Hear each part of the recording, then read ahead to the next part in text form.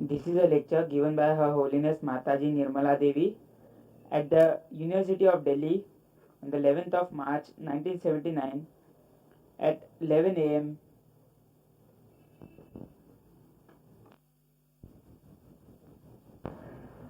सवेरे 4 बजे से काम शुरू हो जाता है, एक के बाद एक खत्म होते होते हर जल के देर होती है।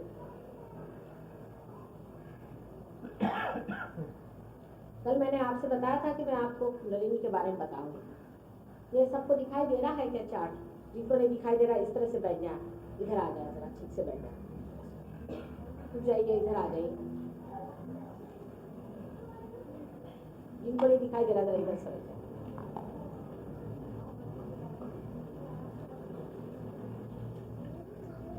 Who's going to show? Somebody who knows Hindi.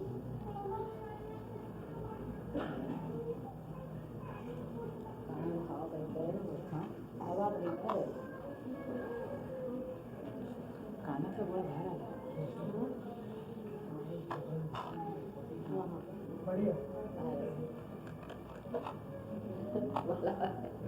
वो ऐकायला हां अब था भाई था जो हां भाई को दे दीजिए।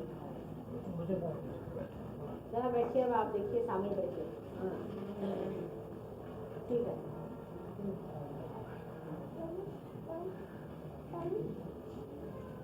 एक तरफ हो जाएगी।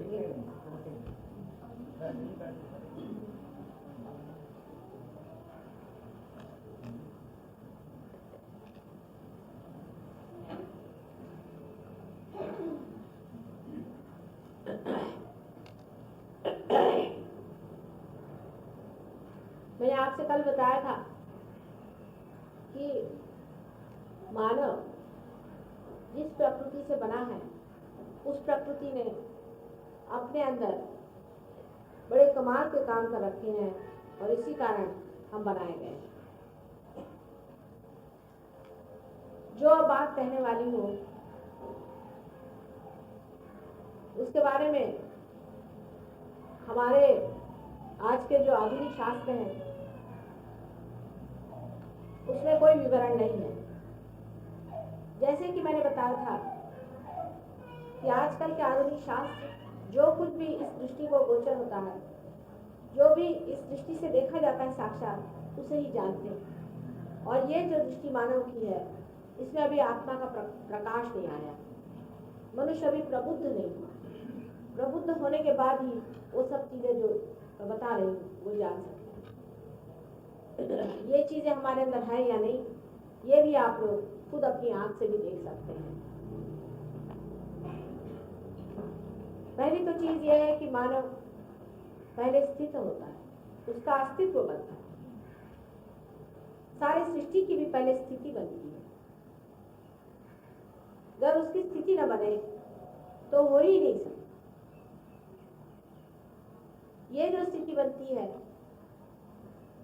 ये हमारे अंदर जिस परमात्मा की शक्ति के वजह से बनती है, उस शक्ति को हम लोग सदाशिव की शक्ति कहते हैं या शिव की शक्ति कहते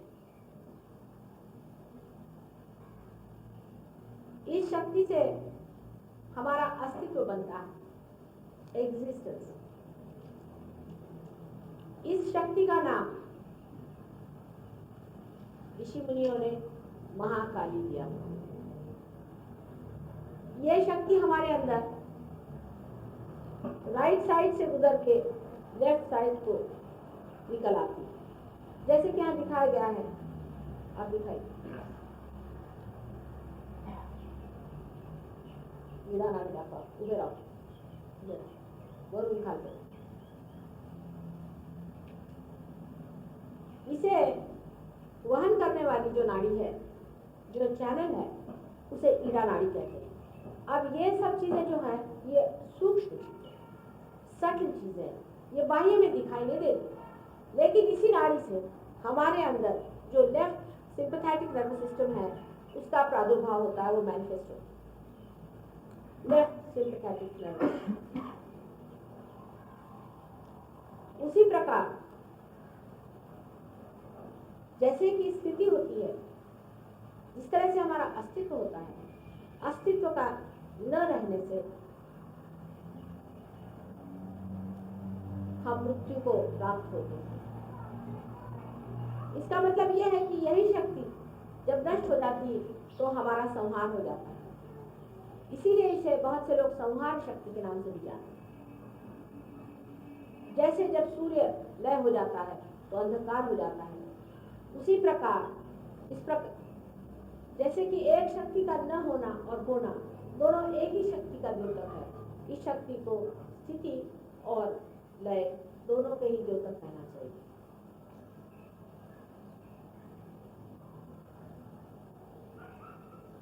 दूसरी जो शक्ति हमारे अंदर विचरण करती है, जिससे कि हम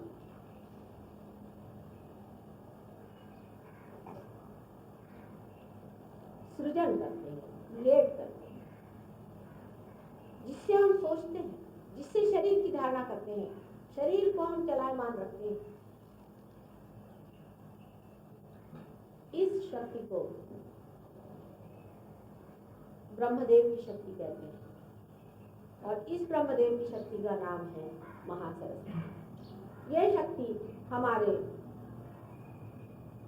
मैं इसकी अंग्रेजी में कह रही हूँ कि हिंदी भाषा में इस पर कंफ्यूजन हो जाता है लेफ्ट राइट पे। ये हमारी लेफ्ट साइड से गुजर के और राइट साइड में आ जाती है। ये शक्ति वहन करने वाली जो नाड़ी है, जो सूक्ष्म नाड़ी है, अति सूक्ष्म नाड़ी है, इसे पिंगला नाड़ी कहते हैं। जो पहली नाड़ी है उसे चंद्र नाड़ी भी कहते हैं और इसे सूर्य नाड़ी भी कहते हैं। इस नाड़ी से हमारे अंदर राइट सिंपैथेटिक नर्वस सिस्टम, ये तो सूक्ष्म नाड़ी है, लेकिन जो जड़ नाड़ी है, जो आंखों में तो दिखाई देती है और जो कार्यान्वित है, वो राइट सिंपैथेटिक नर्वस सिस्टम, उसका प्रादुर्भाव है। इस नाड़ी से मैंने आपसे बताया कि हम शारीरिक कार्य तथा मानसिक कार्य जिससे हम सोचते हैं, विचारते हैं, वो होता है।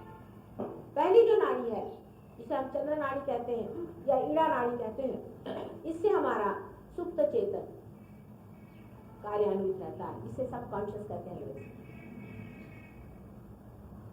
जैसे आज आप मेरी बातचीत सुन रहे हैं, इस वक्त आप वर्तमान में मेरी बात सुनते हैं और फौरन उसे सुप्त चेतन में डाल देते हैं।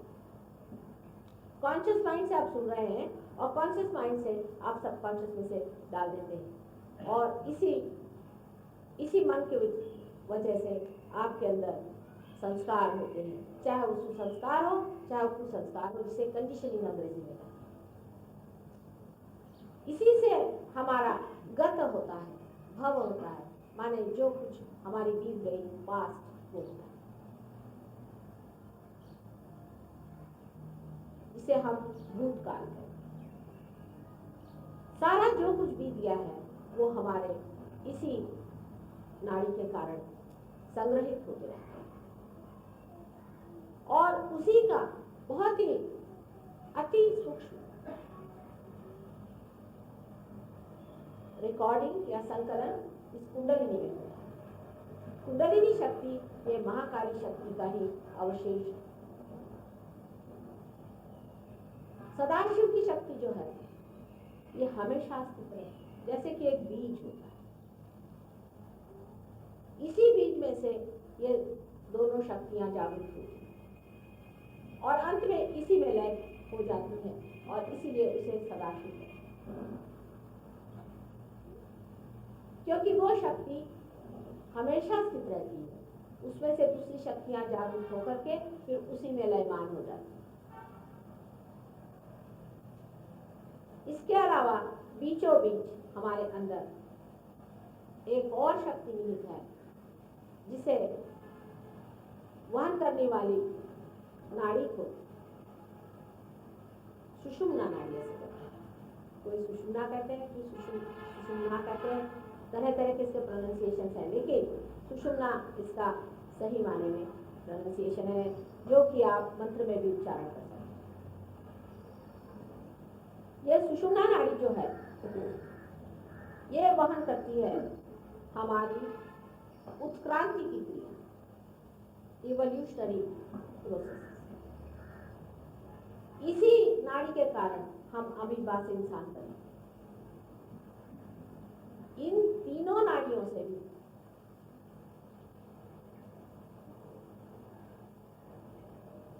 जो कुछ घटित होता है, जो कुछ बन पड़ता है, जो कुछ जीव हासिल करता है, जो कुछ पाता है, वो हमारे सेंट्रल नर्वस सिस्टम में रहता है, जो पीछे की ओर हमारे दिमाग से नीचे की ओर उतरती है। आज जो मानव की चेतना है, जैसे आज आप हैं, वास्तविक में जो आपने पाया हुआ है वो आपके सेंट्रल नर्वस सिस्टम में, आपके कॉन्शियस माइंड में पूरी तरह से स्थित है। इस प्रकार मैंने आपसे 4 संस्थाओं के बारे में बताया है। जो मध्यवर्ती संस्था है, इसको हम श्री विष्णु की शक्ति कहते हैं। श्री विष्णु की शक्ति से पहले तो धर्म की धारणा होगी। धर्म की धारणा से ही उत्थान बनते जाते हैं। जैसे कि एक आप केमिस्ट्री का पीरियोडिक टेबल देखें तो आप समझ सकते हैं कि किस खूबी से सारे जितने भी एलिमेंट्स हैं उनको परमात्मा ने किस खूबी से उनको व्यवस्थित रूप से रचा, और उसकी अलग अलग शक्ति कही है या धर्म धारणा उनको दी हुई है। उनके 8 वैलेंसीज होती हैं, और ये सब कुछ आप किसी भी मेडिकल या किसी भी केमिस्ट्री वाले से पूछ सकते हैं। और ये 8 वैलेंसीज में से किसी के पास में 4 होती हैं पूरी, या 8 पूरी होती हैं जो संपूर्ण होते हैं, और किसी के पास 1 या 2 या 3 की कमी या जाति होने के कारण ही उनका जो कुछ भी व्यवहार है वो होते रहता है। ये बहुत ही खूबी से बनाई हुई चीज है। ये भी धारणा, ये भी धर्म धारणा, ये भी विष्णु तत्व से ही होती है। जैसे कि सोने की धर्म धारणा है कि वो कभी भी खराब नहीं होता, काला नहीं होता, धन के आने से बनेगा। ये भी धर्म धारणा विष्णु तत्व से। ये विष्णु तत्व हमारे अंदर नाभि पर जागृत है। जब ये तत्व खराब हो जाता है तब हमारी उत्क्रांति रुक जाती है। यही तत्व हमें अधिकतर सहयोग में, व्यवहार में लाना है, और इसी के बारे में हमें ज्यादा विचारणा करनी होगी। मैंने आपसे पहले बताया है कि कुंडलिनी जो है ये महाकाली की शक्ति का अवशेष या रेसिडुअल कॉन्शियसनेस। इसमें जो कुछ हमने आज तक किया हुआ है, जो गलतियां की हो, जो पुण्य संपदा की हो, जिस तरह से भी हमने जो कुछ पाया हुआ है, जो कुछ भी हमारे संस्कार, चाहे कुसंस्कार हो चाहे सुसंस्कार हो, हर कुछ, हमारी बीमारियां, हमारी तकलीफें, इस जन्म और अनेक जन्मों, सारी की सारी इसमें संकलित है। और यही आपकी माँ है जो ये सारे ही संस्कार अपने अंदर समाये हुए आपके साथ विचरण करती है। इसीलिए इसे हम सहयोग कहते हैं, क्योंकि ये आपके त्रिकोणाकार अस्थि में 3.5 कुंडलों स्थित होती है। ये 3.5 क्यों होती है वगैरह का भी बड़ा भारी गणित है, अगर उत्तर भी मैं बोलने लगूँ तो एक उसके लिए दूसरा लिखा तो गणित पर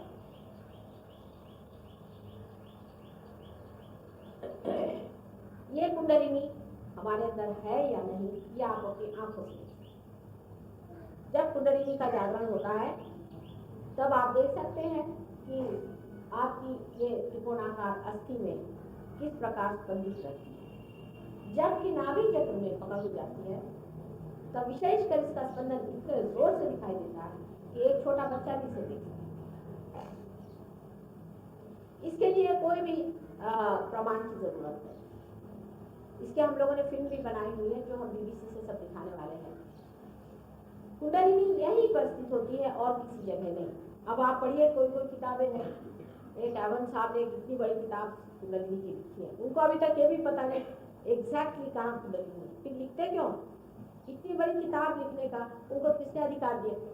तो फिर वो अंग्रेज हो गए, इसका मतलब ये थोड़ी है कि आप जो चाहे सो लिखिए।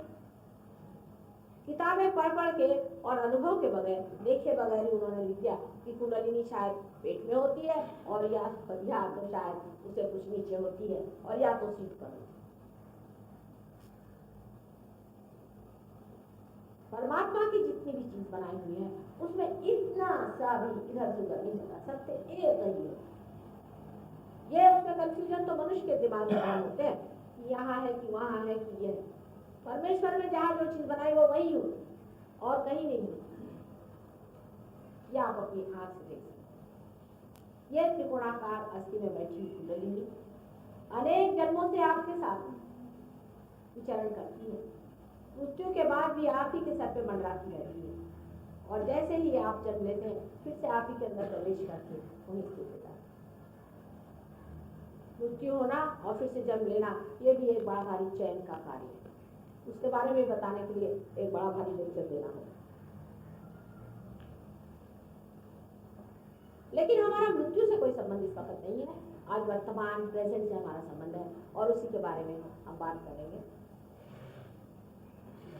जैसे कि लेफ्ट साइड की ईड़ा नाड़ी हमारे सबकॉन्शियस से मतलब रखती है, हमारे पास से मतलब रखती है, उसी प्रकार राइट साइड की जो नाड़ी है जिसे पिंगला नाड़ी कहते हैं वो हमारे फ्यूचर से संबंध रखती है, भविष्य से संबंध रखती है। और जो बीचों बीच हमारी जो नाड़ी है वो आज से, वर्तमान से, इस क्षण से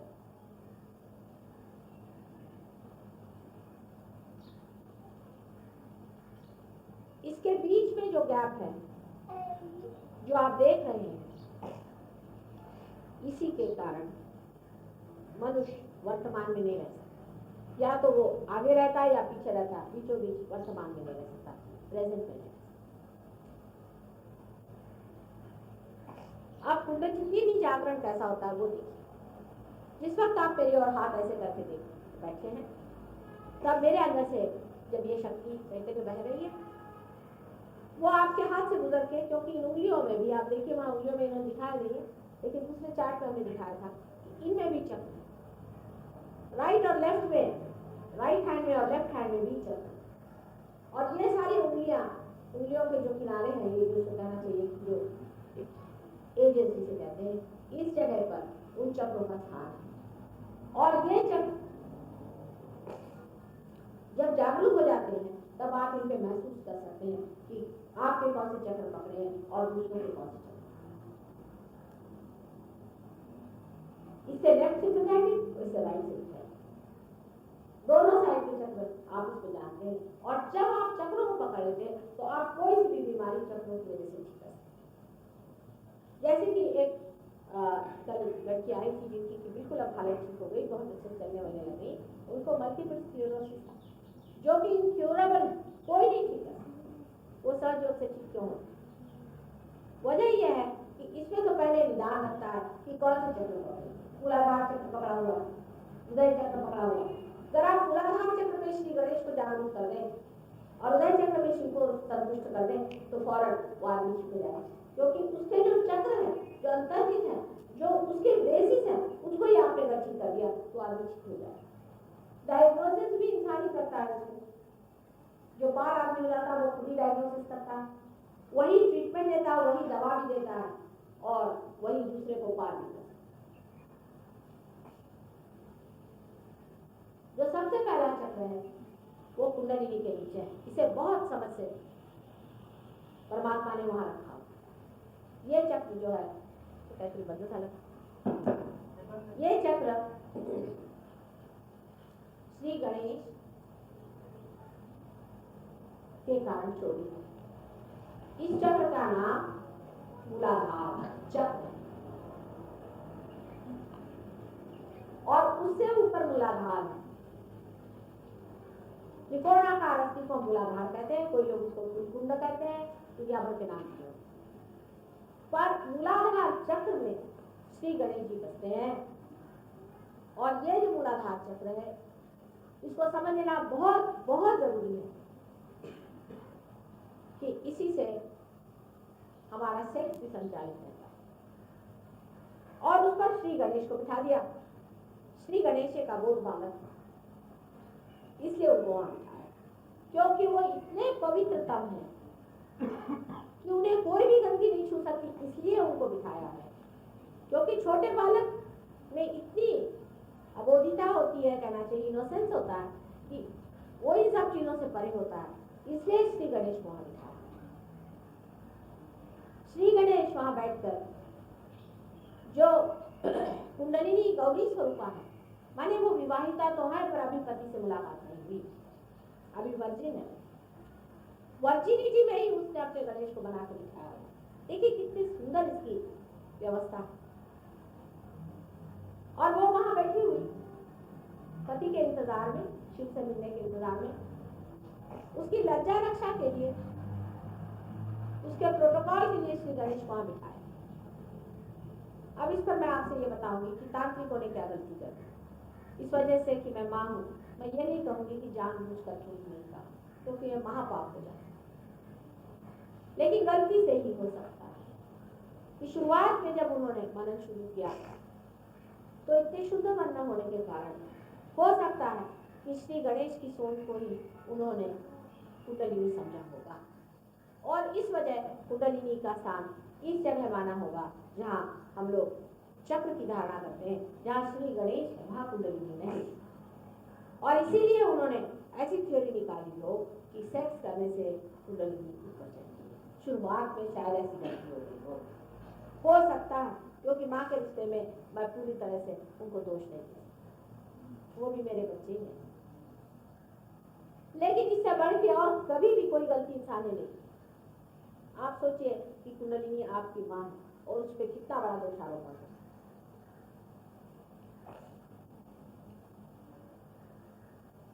लेकिन इस गलती को लेकर सारा तांत्रिक समाज तैयार हो गया।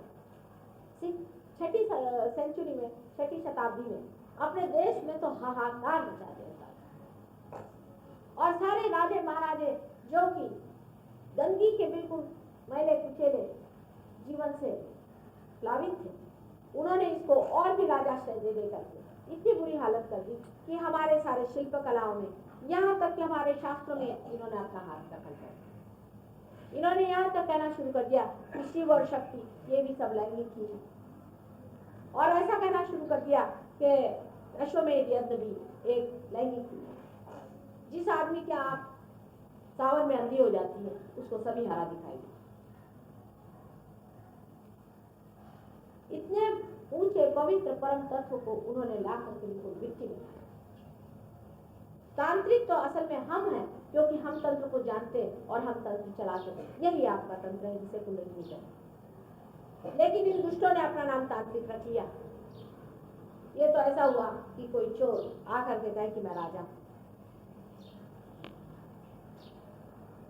और इसी द्विधा के कारण मनुष्य को यही नहीं समझ में आता है कि कुंडलिनी का नाम लेते ही माता जी पवित्रता की बात कैसे करती। यह कुंडलिनी जो कि ये पवित्रतम चीज है, उसका संबंध पवित्रता से लगाने पे ही लोग चौंक जाते हैं। कितना अंधकार।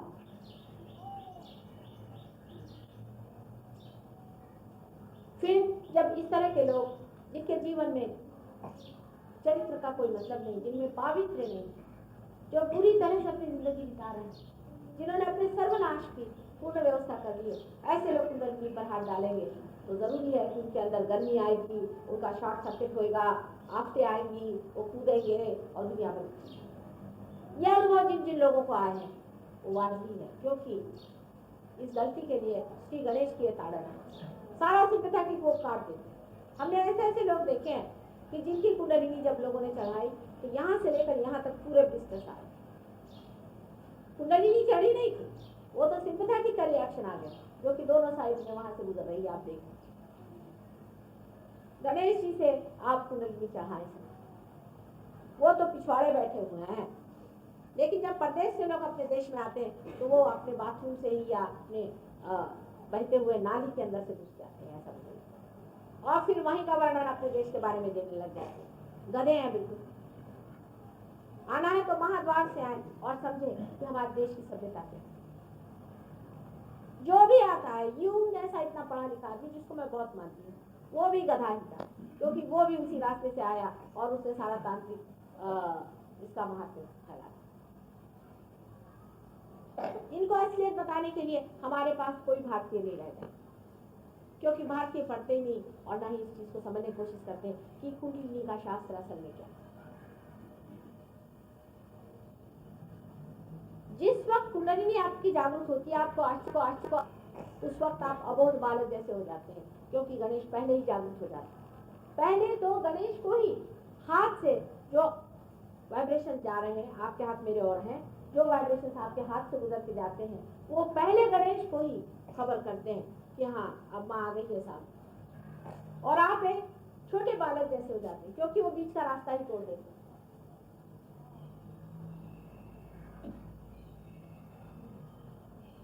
उसके बाद ही कुंडलिनी उठती है, जब तक गणेश सैंक्शन नहीं करेंगे कभी कुंडलिनी नहीं उठती। अगर आप बिल्कुल ही अपवित्र आदमी होंगे तो कुंडलिनी उठ नहीं सकती, या किसी ने आपके मूलाधार पे आघात किया होगा तो भी नहीं। अधिकतर आजकल के गुरु यही धंधा कर रहे हैं, आपकी कुंडलिनी को ये लोग तोड़ते हैं। मुझसे लोग बहुत नाराज होते हैं जब मैं गुरुओं को बुरा भला कहती हूँ, माता जी मत करो, क्या मैं उनके गले में हार पहना और उनकी आरती उतारूं जो आपकी कुंडलिनी को तोड़ते, जो आपके पुनर्जन्म होने का सारा ही संसार तबाह कर देते हैं और आपको उससे वंचित कर देते हैं जो आपका अपना अधिकार।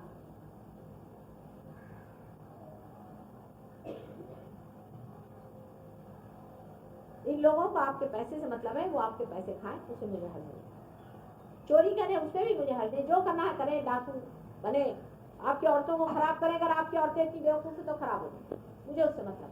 लेकिन कुंडलिनी पे जब वो हाथ मारते हैं और कुंडलिनी को ही खराब करते हैं तो इनको राक्षस की संज्ञा देनी चाहिए। और है ये राक्षस ऐसे 16 राक्षस का मतलब मुझे मालूम है, जो बड़े बड़े राक्षस हैं, इनको बहुत बार देवियों ने मारा है और बार बार वो जन्म लेते हैं, और उन्होंने फिर से जन्म इस कलयुग में लिया। और 6 राक्षसी हैं, उन्होंने भी जन्म लिया हुआ है, और लोग उनको पूछते हैं, इतने बेवकूफ लोग हैं, उनकी कोई हद। ये जो कुंडलिनी है ये आपकी माँ है, ये वहां बैठी हुई है इंतजार में कि वो दिन आए कि मेरा बेटा उसका पुनर्जन्म है। यही आपको पुनर्जन्म दे, इसी से आप बीच जाने जाए। पर अगर आप सुपरफिशियल आदमी हैं, आप में कोई गहराई नहीं, आप चाहते नहीं तो कुंडलिनी खुली उठती नहीं। आपने अगर गलतियां करी हैं तो भी वो बताती कि इन्होंने ये गलती की है। आपके चक्रों पे पता हो जाता है कि ये आपने गलती की, वो आपने, और इसी तरह से कुंडलिनी का पूरा पता चलता है।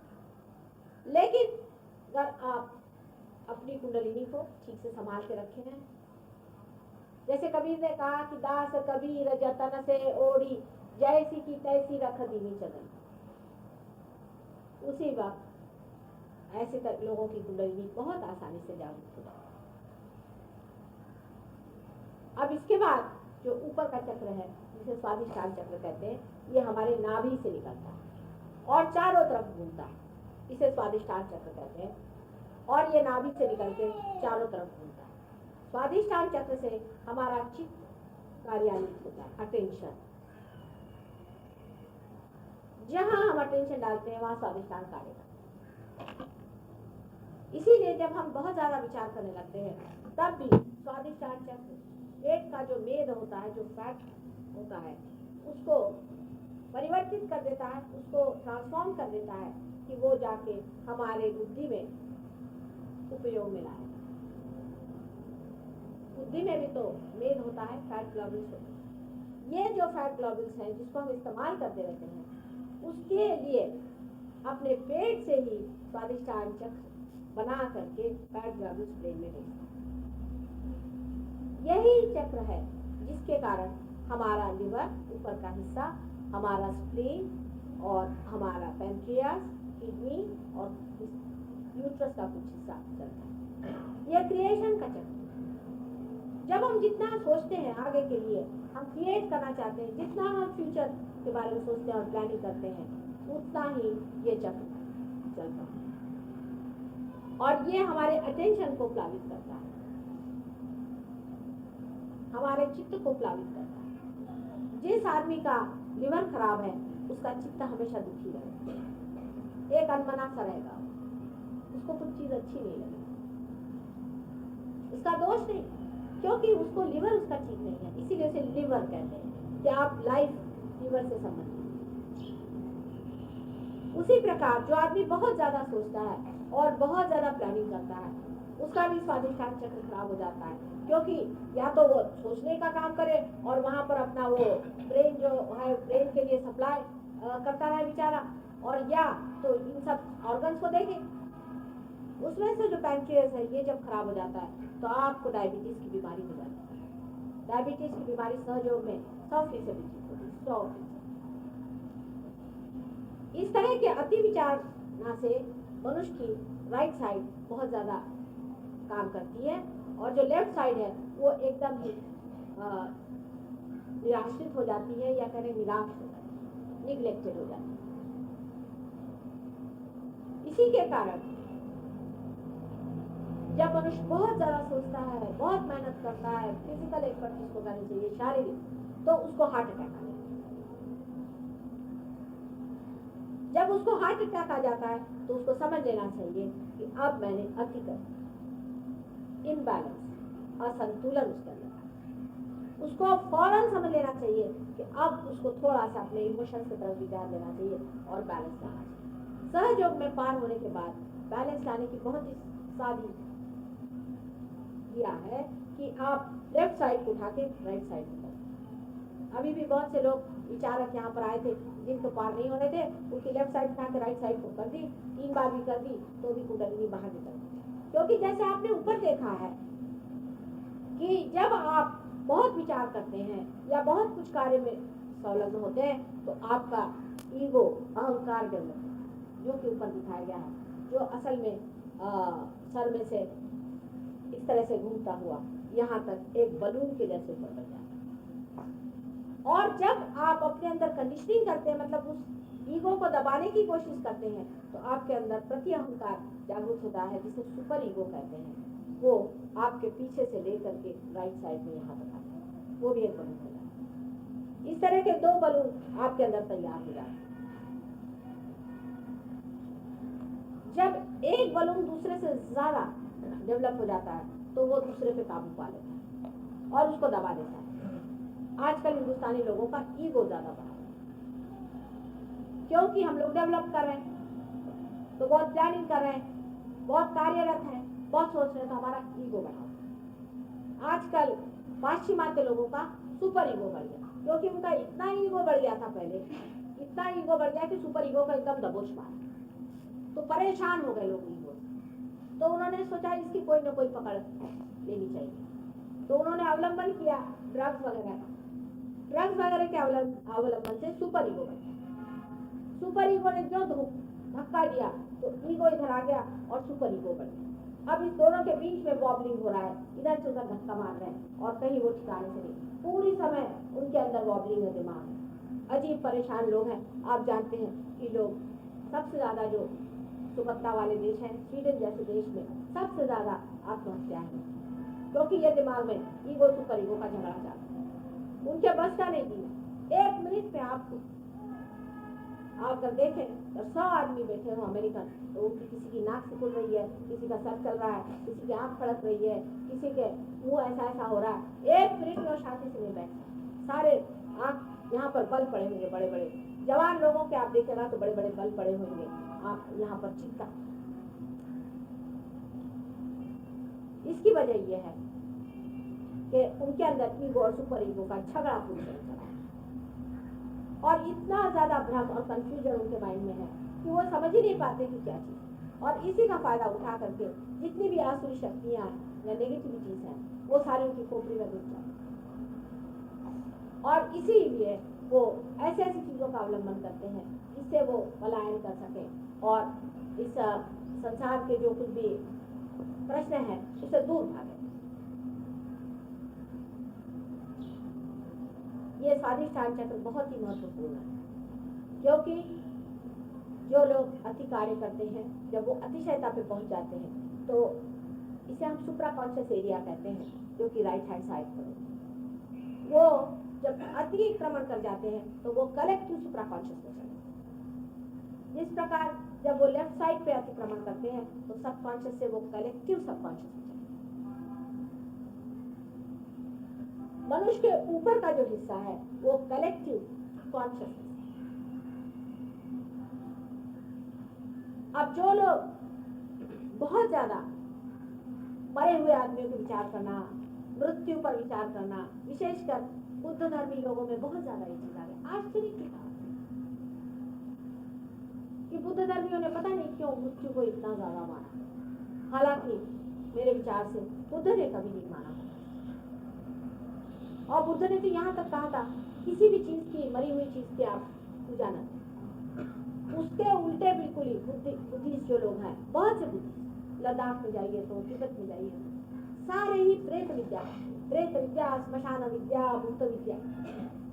महावीर के भी लोगों का यही है, लेकिन महावीर से भी ज्यादा इन लोगों ने अतिशय कर दिया। कम से कम महावीर के लोग उसके उल्टे चलने की वजह से, या चाहे जैसा भी हो, वो मंदिर बनाएंगे, कहीं गुफाएं बनाएंगे, कहीं चित्रकारी करेंगे, कहीं कुछ नहीं मिला तो कपड़ों की दुकानें बनाएंगे, कपड़े बेचेंगे, इस तरह के कार्य।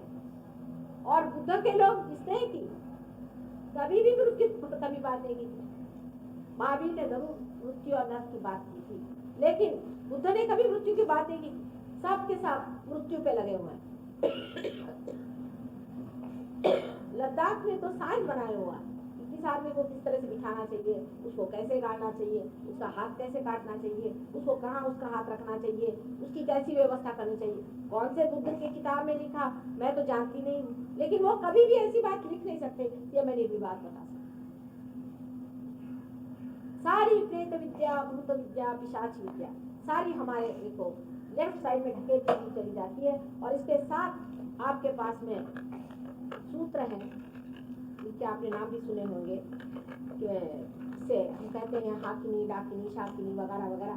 इस तरह के 7 तार हैं जिससे झंकार होते हुए रेजोनेंस के साथ में आदमी ढकेलता हुआ चला जाता है कलेक्टिव सबकॉन्शियस। और कलेक्टिव सबकॉन्शियस में, सामूहिक सुप्त चेतन में जितने भी मरे हुए लोग हैं सारे, ये मरे हुए लोग वो होते हैं जो जिंदगी से घबराए हुए, भागे हुए, लाए, जो बहुत ही दुष्ट प्रवृत्ति के भी होते हैं, महादुष्ट प्रवृत्ति के भी हो सकते हैं, लेकिन उनमें हिम्मत नहीं कि खुले आम ये काम करें, जो बहुत सीक्रेटली ये गंदे काम। ये लोग जो इस प्रकार के अतृप्त होते हैं वो भी वहीं पे विचरण करते हैं। उससे परे ही हमारा स्थान होता है जब हम मर जाते हैं तो हम कलेक्टिव सबकॉन्शियस में रहते हैं, लेकिन हम उस दिन का इंतजार करते रहते हैं जिस दिन हमारा पुनर्जन्म होगा। हम उस चीज को नहीं मानते हैं कि आप अतृप्त भावना से यहाँ भटकते रहें। ये भटकते हुए जीव जो होते हैं लेफ्ट साइड में, वो बहुत ही खराब होते हैं। और जब वो अपने शरीर में या अपने आज्ञा चक्र से जब प्रवेश करते हैं तो मनुष्य को जो मृत्यु जैसी बीमारियां या सर फिर जाना या इसे कहते हैं कि पागल हो जाना, दुनिया भर की तरह की बीमारियां हो जाती, ये सारी कीड़ा नाड़ी की बीमारियां हैं। और जो साइकोलॉजिस्ट जिसे ट्रीटमेंट देते हैं वो सारी बीमारियां हमें लेफ्ट सबकॉन्शियस से। अब हमारे जो फ्रॉइड साहब थे वो भी एक ही अकलमंद थे, उनको तो मेरे ख्याल से उनको एक आंख ही थी, मेरे ख्याल से दूसरी आंख थी, वो सिर्फ यही साइड देखते थे, उन्होंने दूसरी साइड देखी नहीं। वो कहते थे कि सारा कंडीशनिंग है, बाकी कुछ नहीं। और उसकी शुरुआत तो सेक्स से होती है, उन्होंने सारी चीज लाकर सेक्स को काट दिया। काश वो थोड़ा सा भारतीय मानस शास्त्र पढ़ते तो उनकी अकल थोड़ी दूसरी, लेकिन इतनी एकांगी उनकी दृष्टि थी, वो एक ही साइड में देखते थे। और स्वयं जीवन में अत्यंत घृणित आदमी, उनका अपने माँ से ही गंदा संबंध था, इसलिए उन्होंने सारी चीज ला करके गंदगी में फंसा। और होता भी है, अगर साइकोलॉजिस्ट हर समय पागल आदमियों के साथ रहेगा तो खुद ही पागल होता है, उसके अंदर वो सारी गंदगियां आ जाती हैं जो वो पागल आदमियों से देखता है। ये शायद साइकोलॉजिस्ट जानते नहीं। अब हमारे यहाँ आए हुए हैं जो वहाँ के बड़े अच्छे साइकोलॉजिस्ट हैं, वो खुद बताते हैं। क्योंकि अगर किसी आदमी को टीबी हो जाए तो हम समझते हैं कि कि उसे टीबी हो गया, हमें बचाव करना चाहिए। लेकिन इन भूत प्रेत से बचाव करने का हम कोई तरीका नहीं जानते हैं। हम लोग जब उनसे डील करते हैं, उनसे जब बातचीत करते हैं, तो हो सकता है कि वो भी हमें कुछ दे दें। और इसी कारण बहुत से लोगों की बीमारियां लोग छिप ले जाते हैं, क्योंकि वो इसे देख नहीं पाते। ये सूक्ष्म चीजें हैं, ये अपने अंदर वास करती हैं, लेकिन ये जरूर होती हैं और ये स्थित होती हैं। अब राइट साइड में जो आप जाइए, तो इससे राइट में आपको सुप्रा कॉन्शियस एरिया में आप अगर पहुंचे, तो वहां से आप अगर अतिक्रमण कर दें, तो आप कलेक्टिव सुप्रा कॉन्शियस में जाएंगे। इस जगह ऐसे लोग रहते हैं जो बहुत महत्वाकांक्षी होते हैं, एम्बिशियस लोग होते हैं, जो हमेशा फ्यूचर की बात है।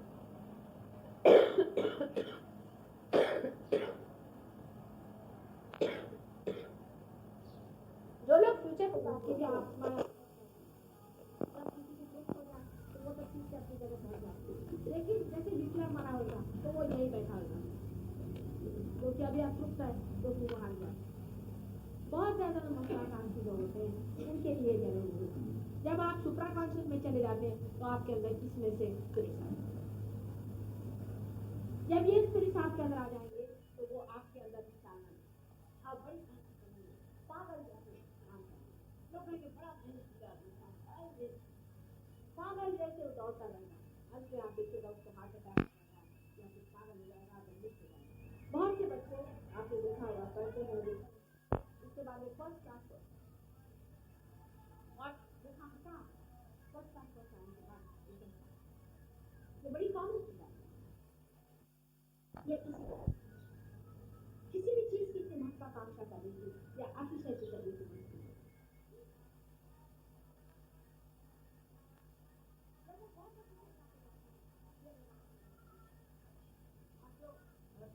मेडिटेशन ये भी है।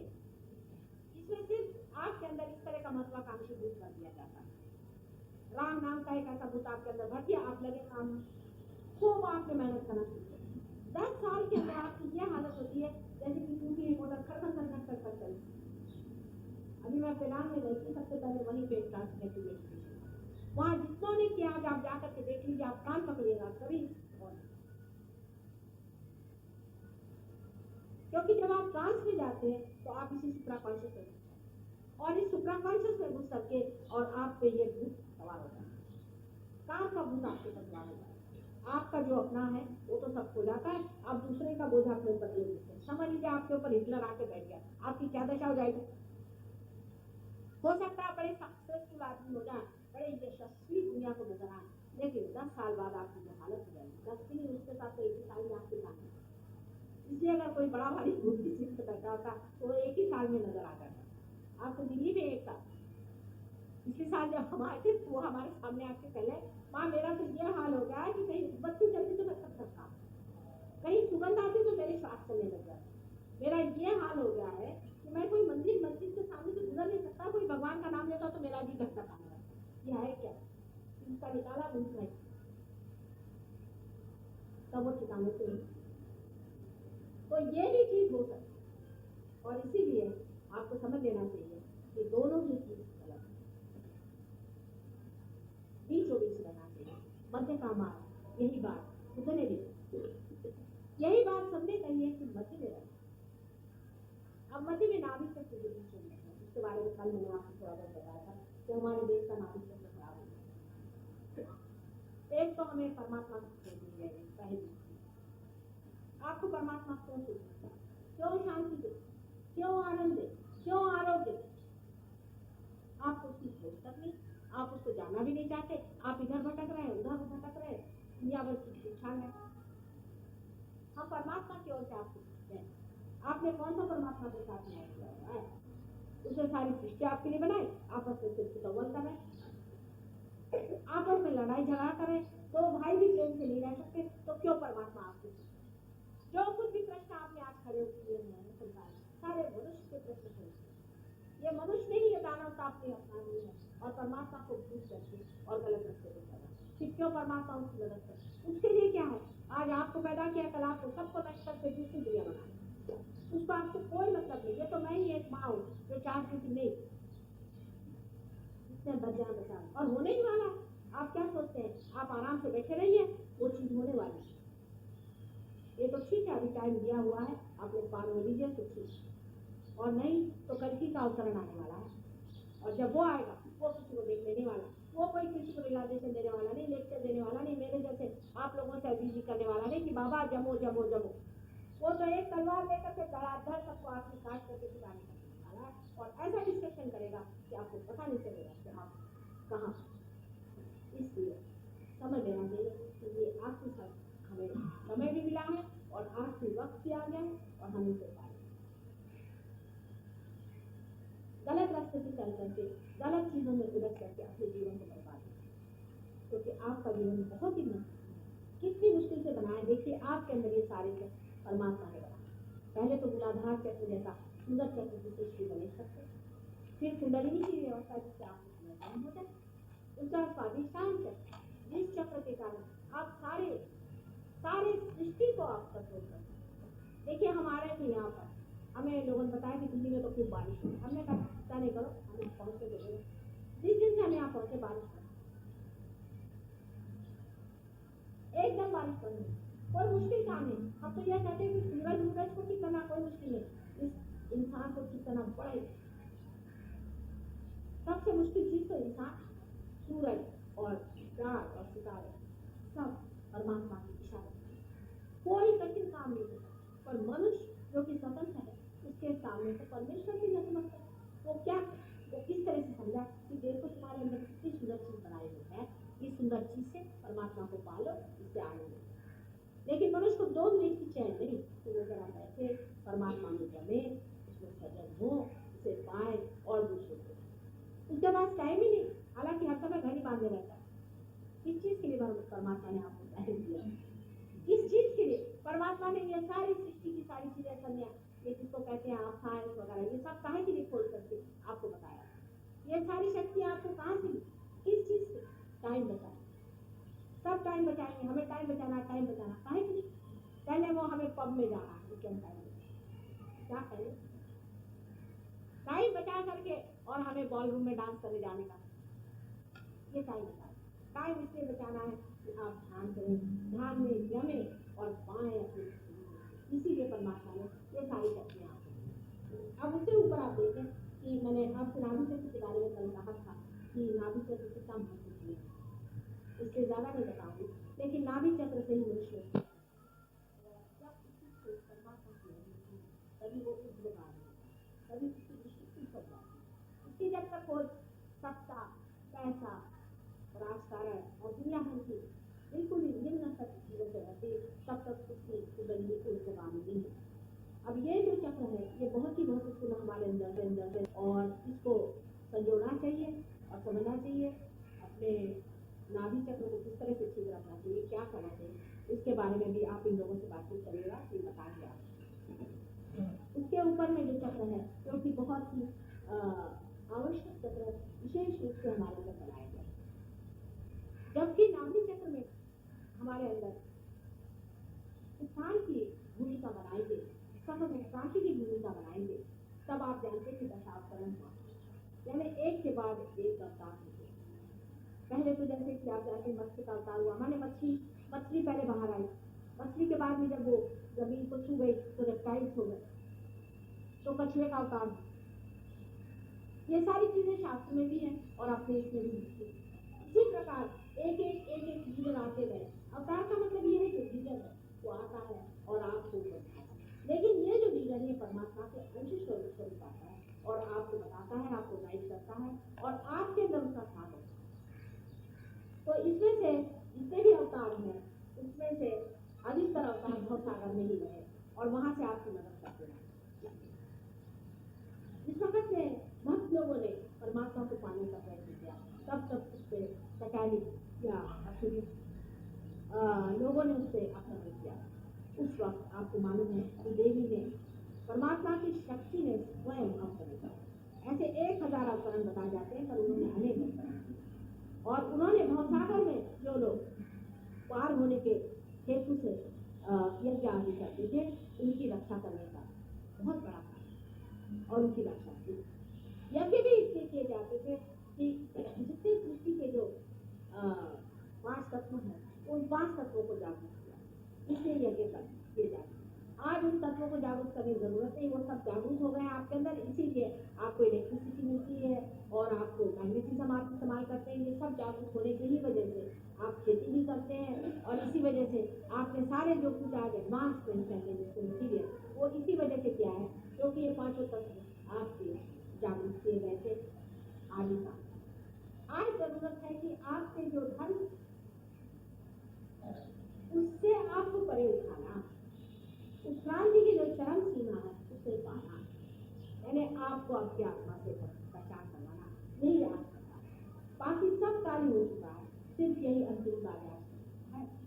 अब ये देवी जी ने मैंने आपसे बताया कि आपकी रक्षा हमेशा की और उनके 1000 नाम हैं और इनके बारे में इतना भी कहा जाए इतना कम है। आप लोग सब जानते ही हैं कि देवी शक्ति कितनी महत्वपूर्ण है, ये तो ये कितनी डायनामिक या ये कितनी सूक्ष्म है, इसका बताना कुछ आसान है क्योंकि वो सब जो चीज़ें हैं वो आपके अंदर है नहीं और उसको समझाना मुश्किल है। यानी इतनी कार्यान्वित है, इतनी सूक्ष्म, इतनी प्रेममय कि एक जैसे उंगली मात्र डूब जाए और सारी सृष्टि को घुमा दे, इतनी इसमें शक्ति है। इससे भी ने अनेक बार आपके लिए अपना लिया और अनेक राक्षसों का नाश किया जिससे कि आप अपने धन में सकते हो। अब इसकी जो राइट साइड में जो उदय चक्र है इसमें बीच में जगदम्बा का स्थान है जो कि आपकी माँ, जब आप ये भूल जाते हैं कि जगदम्बा आपकी माँ, तब आपके अंदर अरक्षा का भाव जिसको कि सेंस ऑफ इंसिक्योरिटी, जब ये हो जाता है तब आपको श्वास की बीमारी है, श्वास की बीमारी जिसे कहते हैं कि अस्थमा वगैरह, अस्थमा और दूसरा ये कि औरतों से जो होता है ब्रेस्ट कैंसर वगैरह, वो भी किसी सेंस ऑफ इंसिक्योरिटी। ये सेंस ऑफ इंसिक्योरिटी जगदम्बा का स्थान युक्त रहने से होता है और जगदम्बा का स्थान जागरूक करने से ही स्थिति होती है। जितनी भी लंग्स के कैंसर वगैरह बीमारियां सब इस स्थान को जागरूक करने से। लेकिन जब तक आदमी ये नहीं जानता कि हमारे अंदर जगदम्बा का स्थान है, मतलब जानना माने प्रबुद्ध होना, मेरा मतलब जानने से ज्ञान नहीं, ज्ञान और बोध में बहुत अंतर है। बोध हो, जब उसे ये बोध हो जाता है कि जगदम्बा हमारे अंदर स्थित है, तभी उसका स्थान। इसके राइट साइड में जो चक्र दिखाया गया ये श्री राम का, यहाँ श्री राम का ये पिता का स्थान, लेफ्ट साइड में जगदम्बा का स्थान है और बीचों में जगदम्बा का और लेफ्ट में पार्वती का जो कि हमारी माँ, तो माँ का स्थान। आपके अगर लेफ्ट चक्र में पकड़ा हो तो आपके माँ के बारे में पूछा जाए तो पता होगा कि या तो माँ बीमार है या मर गई है या मालूम नहीं करती। अगर लेफ्ट के बिल्कुल एक्सट्रीम में हो रहा तो आपको हृदय की बीमारी लेफ्ट की सूरी पकड़ा जाए, समझना चाहिए कि आपको हृदय। उसके बाद जो ऊपर का चक्र है यहाँ ये बहुत ही महत्वपूर्ण है, इसका नाम विशुद्धि चक्र और इसमें से 16,000 नाड़ियाँ सारे शरीर में, ये विराट है, प्राइमोर्डियल मास्टर जिसको प्राइमोर्डियल ईगल, तो पूरा ये प्राइमोर्डियल यूथ है और इसके अंदर आप लोग छोटे छोटे विषय हैं इसके अंदर, जिसको कि अंग्रेजी में ये जो बड़ा विस्तार परमात्मा है उसके अंदर आप छोटी छोटी, जब ये पेशियां जागरूक हो जाती है तब ये विशाल देह भी जागरूक हो जाती है। परमात्मा आगे भी जाता है, उसने आपको बनाया है, आपको मनुष्य बनाया है और अब आप उसकी भगवान और पाया, यही आपका फूल, यही आपको बनाने का है और ये चक्र इसलिए बहुत ही महत्वपूर्ण है। विशुद्धि चक्र में सारा ही श्री कृष्ण बताता है, श्री कृष्ण को हम अभी समझ नहीं पाते। श्री कृष्ण एक बड़े भारी डिप्लोमैट के होते हैं, उनसे सीखना हो तो राजकारण सीखे और सारी गीता उनकी डिप्लोमैट, ये आप समझते आप नहीं, क्योंकि वो इतने बड़े डिप्लोमैट है उन्होंने सोचा कि बेवकूफ इन बेवकूफों का सीधे हाथ सीधे हाथ उनके घी नहीं निकलने वाला, उन्होंने आपको गोल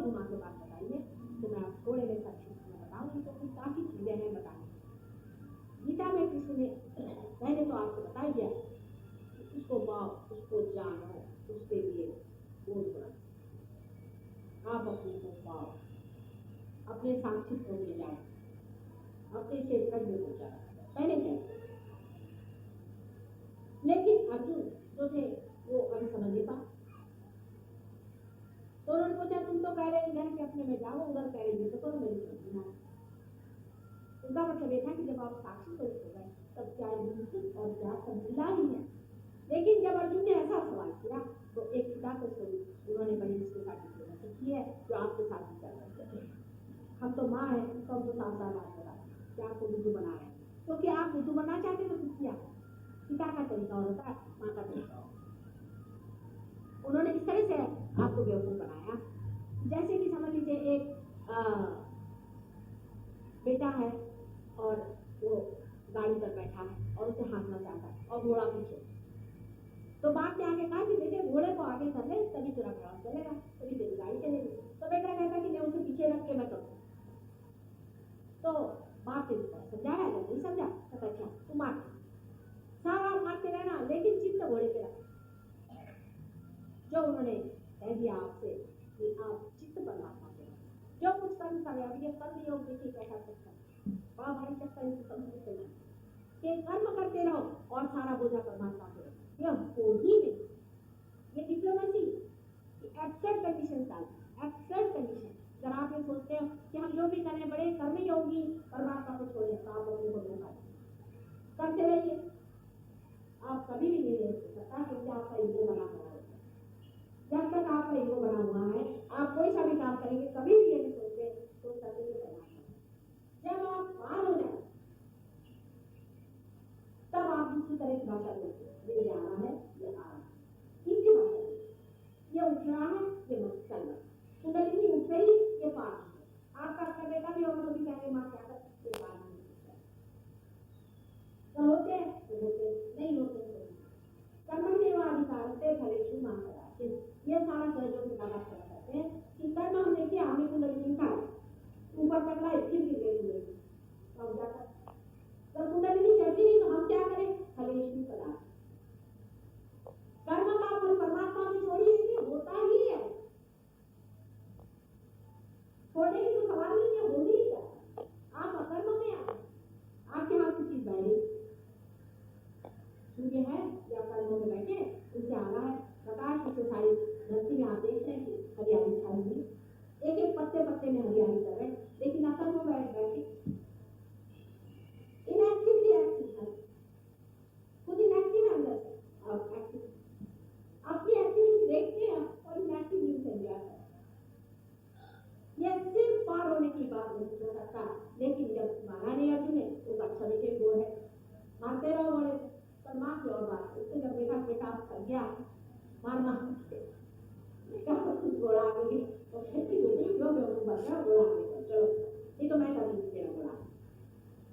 ये फर्क होता है, क्योंकि बेटे की बेअकली को क्या वो माँ कुछ है तो मिल जा, उसे ना चलो इस तरह से करो तो काम मिल जाए। भक्ति योग में भी है, भक्ति योग में कहते हैं पुष्पम फलम तोयम, पुष्प फल और पानी जो भी हमें दोगे हम उसे स्वीकार करेंगे, लेकिन आप क्या दीजिएगा तो उसमें कह देते हैं कि तब तो तुम, ये बड़ा भारी है। देखिए ये उन्होंने जो कमाल का एक वर्ड इस्तेमाल किया उसको किसी का ध्यान नहीं किया, सब लोग गीता का प्रवचन सुना, मुझे आती है क्या एक बड़ा ही अच्छा शब्द है जो कि आपको समझ में आए, इंसान मेरी तुम हाँ है, मेरी तुम आनंद से भक्ति कर, ये शब्द के पकड़ा। अनन्य का मतलब क्या, जब दूसरा कोई नहीं हो, माने आप पार हो गए तभी तो होगा, ये पकड़ा है। अनन्य भक्ति करो, अनन्य कैसे करेंगे जब तक आप पार नहीं होंगे, आप करेंगे एक्सेप्ट कंडीशन डाल देना चाहिए। ये डिप्लोमेसी, कोई भी चीज ऐसी करो कि जिसकी एक्सेप्ट कंडीशन हो, दूसरा चक्कर में आ जाए। जब तक अनन्य भक्ति नहीं होगी आपकी भक्ति नहीं अनन्य हो नहीं सकती, जब तक आप पार नहीं हो सकते। भगवान के आपसे कहिएगा कि हाँ पार कराइए, ये इसका पॉइंट है।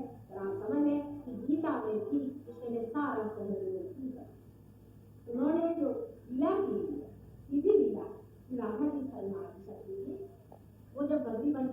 से आ रही तो सारा पानी वाइब्रेट हो गया।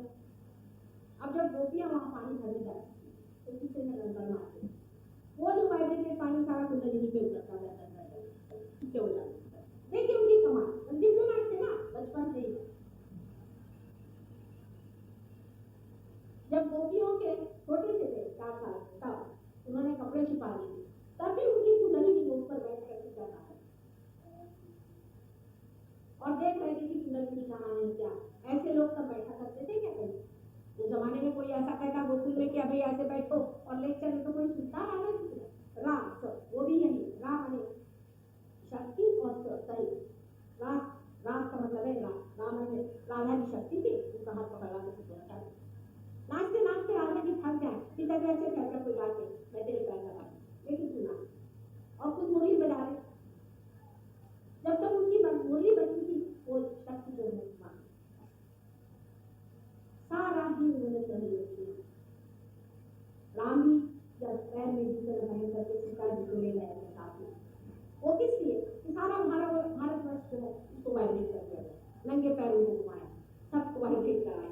ये सारा नाटक बचाया हुआ लोगों ने, इससे अपनी भूमि डाली है, अपनी भूमि में आज वो सारी तैयारियां पूरे करने का जब समय आया, जब हम आए तो देखा कि आप लोग सब अंग्रेज हो गए। अब हम अपना कर वो सारी संवेदना खत्म हो गई, वो सारी खूबसूरतियां खत्म हो गई, वो सादगियां खत्म हो गई, वो पवित्रता खत्म हो गई। अब हम अपना सर पकड़ के बैठे, अब क्या करें? अब कलश चढ़ाने का टाइम आया तो ये हालत आप लोग करते। अभी भी परमात्मा के पास अपने देह हाथों में काफी अच्छी सहायता के लिए, और आप लोग भी अगर इस चीज को समझे और उन्हें जमे तो समझ लो बहुत अच्छे से। एक बार समझ लो जब के साथ आपको आश्चर्य होगा किस तरह से सारा ही हवा का रूप है। अब कोई पूछा कम्युनिज्म अच्छा है कि आपकी डेमोक्रेसी, कैपिटलिज्म अच्छा है कि कम्युनिज्म अच्छा है कि सोशलिज्म अच्छा है? मैंने कहा ये सबसे बड़ा कैपिटलिज्म तो पहले हुआ कि सारी आपकी शक्ति जागृत होगी, आपकी सारी शक्ति संपदा, और दिए बगैर आपको चैन नहीं आता है, सबसे बड़ा कम्युनिज्म होगा। आपको दिए बगैर चैन ही नहीं आने वाला कि आपका कम्युनिज्म है। और दोनों चीज जहां भी जाती है इसमें तो मजा इसी में आता है कि आप देते हो, कि ये नहीं मजा आता है कि आपके पास रुपया कितना जुटा है, आपके पास सामान कितना जुटा है, आपके पास चीजें कितनी जुटी है, पर यह आता है कि कितनों को आपने पार कराया। इसी में मजा आता है, इसी में जुटा रहता है, बहाने में और देने में और अपना संचय करते रहता है। ध्यान में आता सारा ही इंसान की पूरी तबीयत ऊपर से नीचे तक, क्योंकि एक जीवन है। इस तरह एक पेड़ अगर खराब हो जाए तो उसको पुष्टि कर सकता है वो जीवन, लेकिन अगर इस पेड़ इस पर डोम का समझ लीजिए अगर पाया खराब हो गया हो तो आप इसे नहीं, पर एक पेड़ को आप नहीं कर सकते क्योंकि आप जीवन से आपको, लेकिन इसको पूरी तरह से समझ लेना चाहिए और जो महत्वपूर्ण है उसे पता है। फालतू की चीजों में अपना समय बर्बाद। आज एक देवी जी आई थी, उनकी तबीयत इतनी खराब, मैंने कहा आप करती क्या? पहले उपवास, मैंने कहा दिमाग खराब है, अच्छे वाले बैठे हुए भगवान ने सारा बनाया, उपवास करने किससे था? कोई बीमार पड़ते हैं आरती खाने से और कोई पड़ते हैं उपवास। अरे इसमें रखा क्या? एक बीचों बीच रहो, कोई अतिशयता पे न हो, तो धर्मार्थी गुणार्थी आपको चाहेंगे। और कुंडलिनी जब विशुद्धि चक्र से लांग करके आगे चक्र में पहुंचेगी तब आपको पता होगा कि आपने विचार का होता है। आज काफी मैंने भाषण दिया और आप जानते हैं 2-3 महीने से लगातार 3-4 बार मैं भाषण और बहुत ही सफल भी किया। कल तो यहाँ नहीं है प्रोग्राम, पर शाम को मैं फिर से बोलूँगी, जिसमें कि मैं पूरे दोनों चक्रों के बारे में बताऊँगी और सहयोग से क्या लाभ होते हैं थोड़ा बहुत उसके बारे में भी शाम को बताऊँगी। अच्छा आप लोग सब आइए, थोड़ी देर हम लोग को ध्यान करना चाहिए, क्योंकि ध्यान में ही उपलब्धि होती और उपलब्धि ही सारे इसका मुख्य कारण है और मुख्य हेतु है। बाकी सब चीज तो ऐसी, हालांकि भाषण से भी आपकी मुझे थोड़ी सी निकल जाती है और इसलिए हम मेहनत करते हैं और आशा है कि आप इसे पाइएगा और पाने के बाद इसे जमिए। यह नहीं कि 2 मिनट को आए और चले गए, कोई सिनेमा का शो नहीं या कोई नाटक नहीं या कोई ऐसी चीज नहीं कि आप गए और चले गए, इसमें जमना पड़ता। आप खुद इसमें एक्टर को एक बार शो करने से नहीं होती। आप खुद स्टेज पर, स्टेज पूरा आपके लिए तैयार किया हुआ, आप आइए और एक्टिंग। ये नहीं कि आप जो आए देखा अच्छा बना का, आप खुद स्टेज पे उठिए और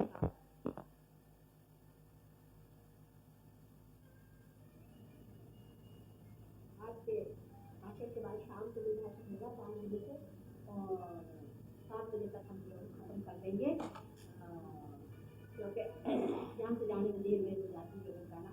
हालांकि हमको बड़ी बड़ी बातें नहीं और खास तरफ ध्यान नहीं देते, हमेशा चलती रहती है हमारी गाड़ी और हमारा सारा जो है मुहूर्त अपना निकलते रहता है और उसके साथ करते हैं।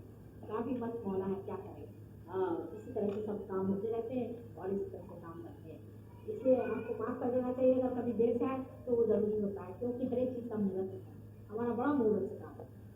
एक कभी हम बचेंगे थे, एक तो प्रोग्राम भी हमारे 50 रखेंगे, तो कल ऐसा एक काम है, वहाँ बड़ी अच्छी ज़मीन है समुद्र के किनारे, वहाँ माता जी बड़ा अच्छा रहेगा, वो देख और उसी दिन एक साथ में पूजा रखी थी, पूजा में आना वहीं उसी दिन का बर्थडे और बहुत लोग वहाँ पहुँचे। अब वो ले गए कहीं साथ समुद्र के पास, वहाँ चलते चलते 3-4 मील आवाज़ सबको आगे के लिए छोड़ी और उसके बाद अब वापस आने बहुत देर हो गई। हम तो आराम से हंसते हुए चले आए, तो सब लोग बैठे हुए 2 बज गया, 2:30 बजे पूजा। सबने कहा माता जी 2:30 बजे पूजा और खाना कब होता है? मैंने कहा खाने का यकीन नहीं हुआ तो क्या हुआ, कौन से आप? मैंने कहा अच्छा ये तो पता लगाओ कि तुम्हारा कितने बजे पूजा हुआ। तो ये तो पता नहीं, हमने कहा पता कर 2:30 बजे तुम्हारा जन्म हुआ था, इसलिए गए पूजा कभी और पता लगाया 2:30 बजे। तो सारा कुछ पंचांग हम लेके चलते और वो पंचांग ऐसा बनता है कि बड़ा आकर्षित करता है। अभी कहीं पूजा की होगी तो उसी कौन सा रास्ता सबसे मेरे ख्याल से कुछ उस दिन अमावस्या नवमी, हाँ, तो उन्होंने कहा कि सवेरे से हवन शुरू करेंगे। हमने कहा हाँ करेंगे करेंगे, ऐसे टालते रहे करते करते 4 बजे तो उन्होंने कहा कि माता जी हम तो सवेरे से हवन करने सोचते। मैंने कहा क्या तुम लोग ध्यान करेंगे, ध्यान करो आज के दिन, ऐसा भी क्या आफत हुई। फिर मैंने कहा जरा पता लगा नवमी कितने बजे चली, क्योंकि नवमी का करने का विचार तो पहले 4 बजे। हम तो कोई भाई जानते नहीं, हमको अगर कोई पंचांग पड़े हम लेकिन सब हमारा पंचांग अपना बना रहता, हम अपने पंचांग से चलते और तुम लोगों को भी ये सीखना। बहुत ज्यादा संकल्प करोगे तो संकल्प विकल्प ऐसे वो चोट खा और फिर लोग कहने लग जाते हैं कि माता जी देखो हमारा ये